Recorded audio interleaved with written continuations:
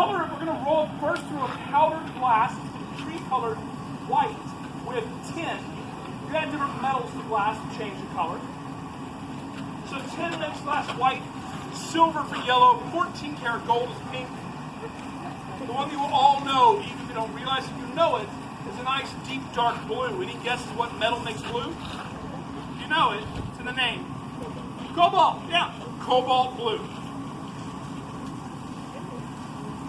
We're going to add a couple layers of this white powder. The reason we're adding multiple layers is that as I inflate the glass, as it stretches, it's going to thin out. Think about when you blow up balloons. The bigger the balloon gets, the thinner the color gets, right? The same thing's going to happen to the glass. So we add multiple layers. We're starting with white. It's kind of like primer for paint when you do with glass. It makes everything that sits on top of it more vibrant, brighter. Then we're going to add this mixture of colors. We call it our jewel tone. And it's got some pink, some purple, some sapphire blue, some amber. Pretty much try to emerald green. We represent pretty much all the gemstones in this color.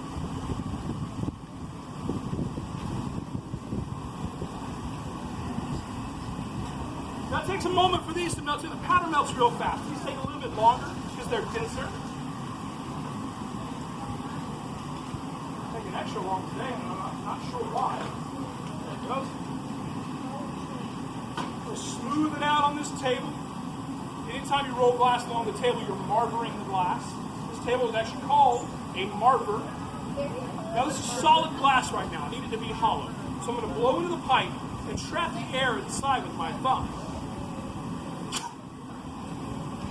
Pressure builds up. It has to go somewhere. My thumb is not going to move. So as the air heats up and expands and pushes against the glass, it will eventually, very slowly, there it goes, get a bubble at the end of the pipe. It's called a starter bubble. This, I can make anything I want. But first, I'm going to stretch it out a little bit. To do that, I'm just going to give it a swing. Don't worry, I don't drop the pipe often. You should be okay. So from this, I can make a bowl, a plate, vase, wine glass, a beer mug, which is what we're going to make. I specifically say beer mug because our vessels, while they're food and drink safe, are never good for hot liquids. This is called a soft glass. It would crack from the thermal stress of that sudden heat being added to it. So no coffee.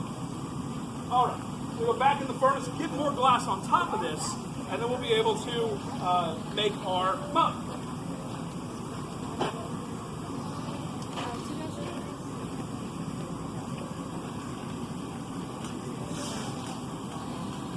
Now this fresh glass is 2,000 degrees, but I need to redistribute it around the old glass before the old glass starts moving too much.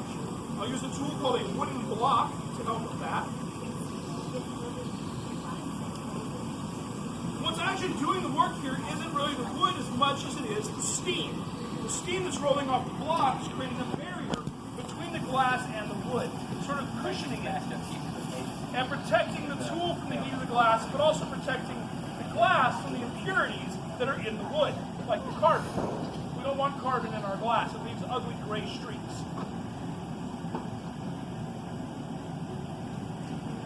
Now, we shaped it with that cold, wet block, so we're going to have to reheat it before I can actually make our mug. And everything up until this point is just prepping the glass. And now it actually is time to shape the body of the mug.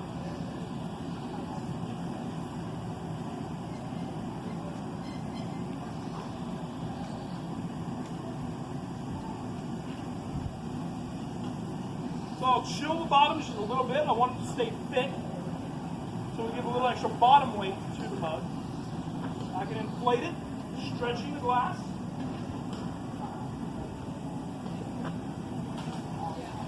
Give it a swing to make it longer.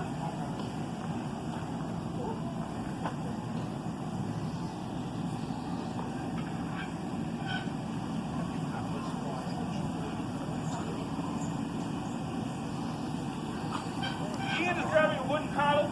He's going to flatten the bottom while I work with the hose and use some tools called the jacks at the same time.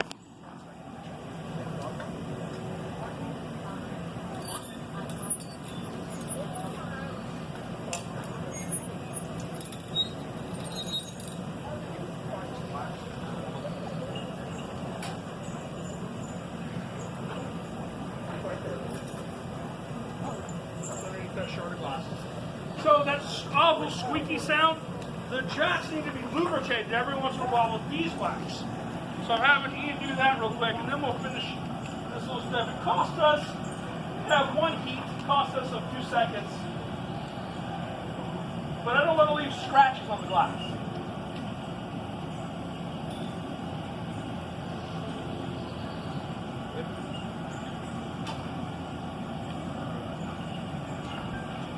Kind of one more time, please.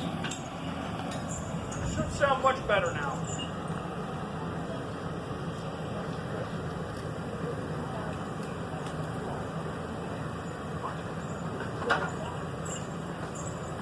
There we go.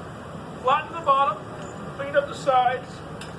Now Ian is making something called a punty. It's another metal rod with glass on the end. He's going to shape that glass into a dome about a 1/16 of an inch off the end of the pipe. That shape is important, but what is critical is the temperature. If the punty is too hot, it will permanently fuse to the mug. So we're going to cool it with a very precise cooling technique. This is very precise.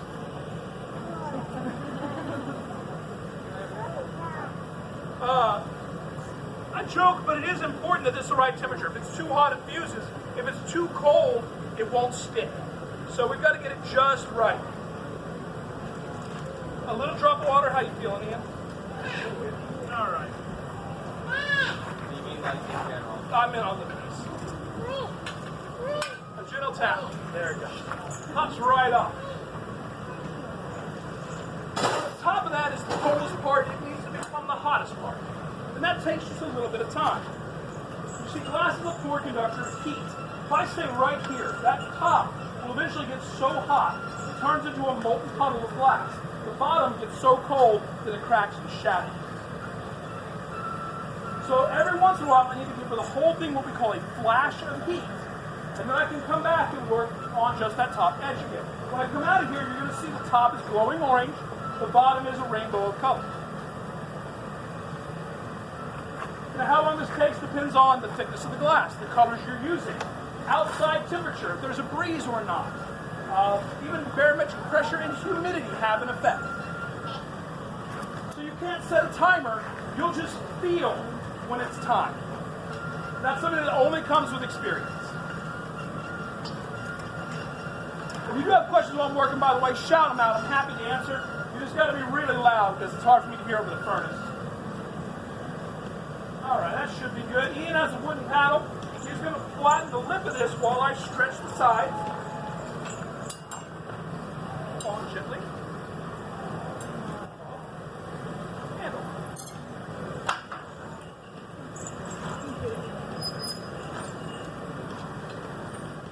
Now, Ian's got another metal rod. He's going to get some glass on the end of this. That's not enough glass, but he's going to create a stable base where you can gather more on top.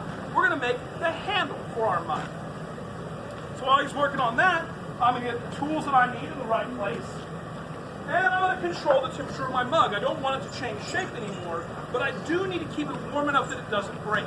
I need to keep it hotter than 850 degrees, but colder than 1,000.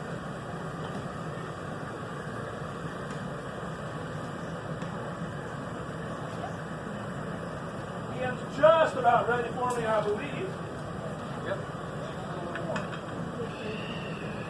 He's got to get that handle just the right temperature. Up too hot and it flops all over and it's not able to be controlled. Too cold and I can't cut through it.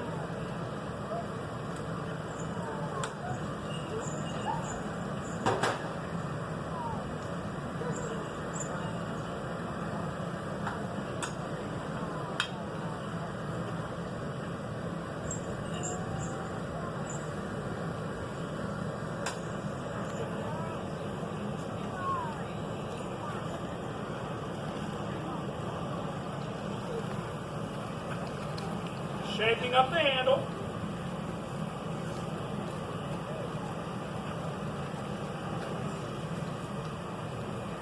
Crack that door just a little bit more.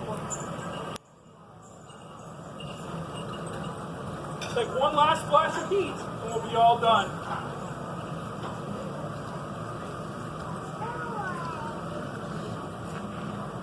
That is no done. What do you think, folks? You like it? All right, it's time to remove stick. Difficult to drink out of a stick. Mug on a stick. It's difficult to drink out of a stick. You are not wrong. A gentle tap, it pops right off. It's going to go into a 925-degree cooler, where it will stay for the rest of the day. See, by leaving it out in the open air, the different sections and thicknesses of that mug will cool and shrink at different rates. It would literally rip itself apart while cooling down. So to stop that, we stabilize the temperature until tonight, and then we start a 14-hour cycle to bring everything down to room temperature. It's called annealing. Everything we make is made that same way, goes through the same cooling process. It's all for sale.